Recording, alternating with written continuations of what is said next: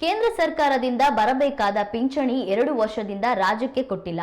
ಕೇಂದ್ರ ಪುರಸ್ಕೃತ ಯೋಜನೆಗಳಿಗೆ ಈವರೆಗೆ ಹಣ ಬಂದಿಲ್ಲ. ರಾಜ್ಯ ಸರ್ಕಾರವೇ ಬಹುತೇಕ ಹಣ ಕೊಡುವ ಯೋಜನೆಗಳಿಗೆ ಪ್ರಧಾನಿ ಮತ್ತು ಕೇಂದ್ರದ ಹೆಸರಿದೆ. ಅದಕ್ಕೂ ಚೂರುಪಾರು ಹಣ ಕೇಂದ್ರದಿಂದ ಬರ್ತಿಲ್ಲ. ಈ ನಿರಂತರ ಅನ್ಯಾಯ ಪ್ರಶ್ನಿಸಬೇಕಲ್ಲವೇ ಅಂತ ಮುಖ್ಯಮಂತ್ರಿ ಸಿದ್ದರಾಮಯ್ಯ ಹೇಳಿದ್ದಾರೆ. ಬೆಂಗಳೂರಿನಲ್ಲಿ ಆಯೋಜಿಸಿದ್ದ ರಾಜ್ಯ ಮಟ್ಟದ ದಿಶಾ ಸಮಿತಿ ಸಭೆಯಲ್ಲಿ ಮಾತನಾಡಿದ ಅವರು, 13ನೇ ಹಣಕಾಸು ಆಯೋಗದಲ್ಲಿ 5,495 ಕೋಟಿ ರೂಪಾಯಿ ವಿಶೇಷ ಅನುದಾನ ಕೊಡಬೇಕು. ಕೆರೆ ಮತ್ತು ರೆಫೇರಲ್ ರಿಂಗ್ ರಸ್ತೆಗೆ ಕೊಡಬೇಕಾದ ಹಣ ಸೇರಿ ಒಟ್ಟು 11,400 ಕೋಟಿ ರೂಪಾಯಿ ಕೇಂದ್ರದಿಂದ ಬರಬೇಕಿತ್ತು. ಯಾವುದೂ ಬಂದಿಲ್ಲ.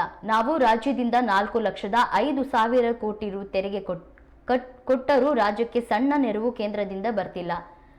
ನಾನೇ 2 ಬಾರಿ ಕೇಂದ್ರ ಹಣಕಾಸು ಸಚಿವೆ ನಿರ್ಮಲಾ ಸೀತಾರಾಮ್ ಅವರನ್ನ ಭೇಟಿ ಮಾಡಿ ಮನವಿ ಮಾಡಿದರೂ ಕೊಡಲಿಲ್ಲ.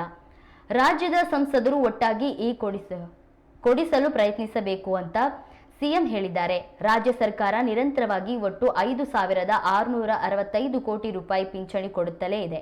ಇದರಲ್ಲಿ ಕೇಂದ್ರದ 559 ಕೋಟಿ ರೂಪಾಯಿ ಮಾತ್ರ ಕೊಡಬೇಕು. ಈ ಸಣ್ಣ ಮೊತ್ತವನ್ನ ಸಹ 2 ವರ್ಷದಿಂದ ಬಾಕಿ ಉಳಿಸಿಕೊಂಡಿದೆ ಏಕೆ ಅಂತ ಪ್ರಶ್ನಿಸಿದರು. ಭದ್ರತಾ ಮೇಲ್ದಂಡನೆ ಯೋಜನೆಗೆ 2023-24ರ ಕೇಂದ್ರ ಬಜೆಟ್ನಲ್ಲಿ 5,360 ಕೋಟಿ ರೂಪಾಯಿ ಅನುದಾನ ಘೋಷಣೆ ಆಗಿದೆ. 1 ರೂಪಾಯಿ ಸಹ ಬಿಡುಗಡೆ ಆಗಿಲ್ಲ.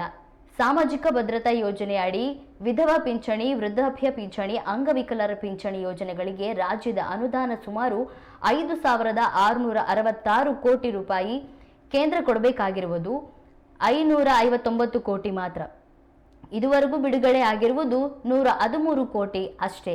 ಸಾಮಾಜಿಕ ಆಯೋಜನೆಗಳಲ್ಲೂ ಕಡಿತ ಮಾಡಿದರೆ ಹೇಗೆ ಅಂತ ಅಸಮಾಧಾನ ವ್ಯಕ್ತಪಡಿಸಿದರು.